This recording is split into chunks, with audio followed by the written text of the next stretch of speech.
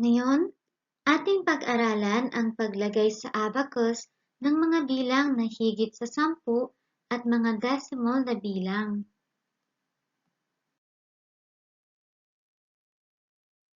Uumpisahan natin alamin ang paglagay ng mga bilang na higit sa 10. Una, tukuyin natin ang stereotactic point. Para sa bilang na 10, iangat natin ng isang bead na nasa posisyon ng 10 digit.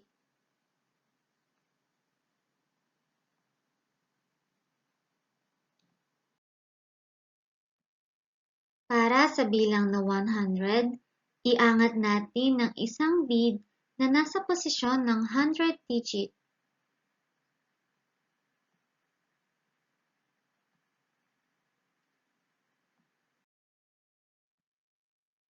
Para sa bilang na 1,000, iangat natin ng isang bead na nasa posisyon ng 1,000 digit.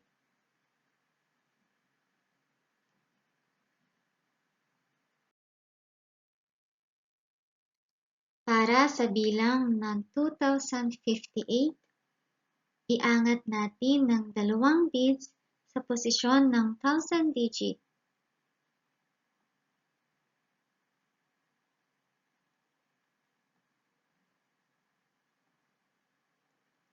Dahil 0 ang bilang sa 100 digit, wala tayong gagalawin sa 100 digit. Dahil may bilang na 5 sa 10 digit, ibagsak natin ng isang 5 bead sa upper deck ng posisyon ng 10 digit.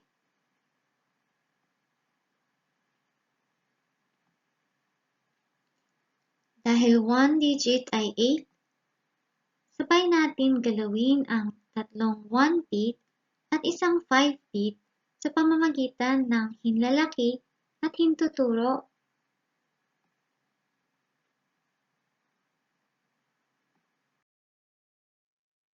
Susunod, alamin natin ang paglagay ng decimal sa abacus.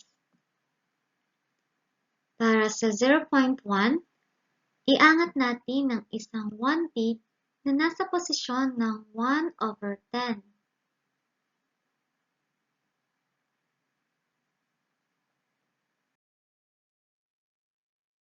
Para sa 0.01, iangat natin ng isang 1 bead na nasa posisyon ng 1/100.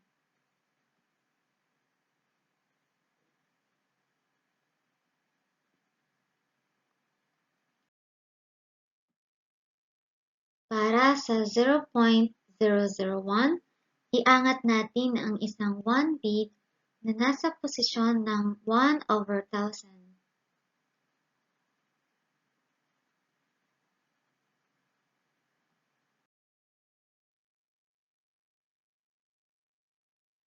Para sa 0.016, dahil 0 ang bilang sa posisyon ng 1 digit, walang dapat gawin sa posisyon na ito.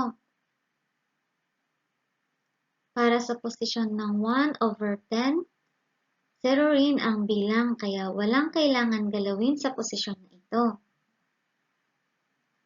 Para sa posisyon ng 1/100 digit, dahil ang bilang ay isa, ating iangat ang isang 1 bead sa posisyon ng 1/100 digit.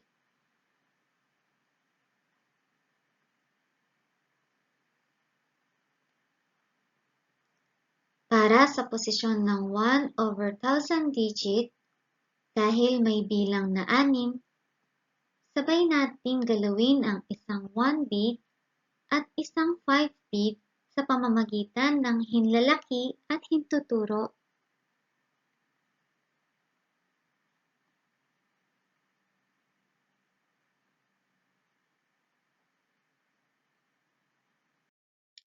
Tayo'y magsanay. Pindutin pansamantala ang pause icon. Ating unawain ang katanungan sa pagsasanay. Pindutin ang play icon kapag natapos sagutin ang katanungan at markahan natin ang bilog.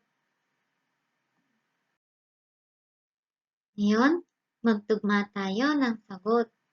Ilagay sa abacus ang mga bilang ng bawat isa. Panghuli, repasuhin natin ang inaral natin ngayon. Una, tukuyin natin ang stereotactic point.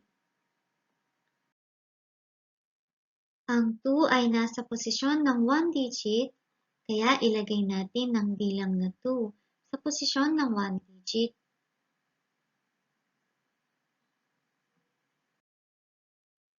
Ang 5 ay nasa posisyon ng 1/10 digit, kaya ilagay natin ang bilang na 5 sa nasabing posisyon.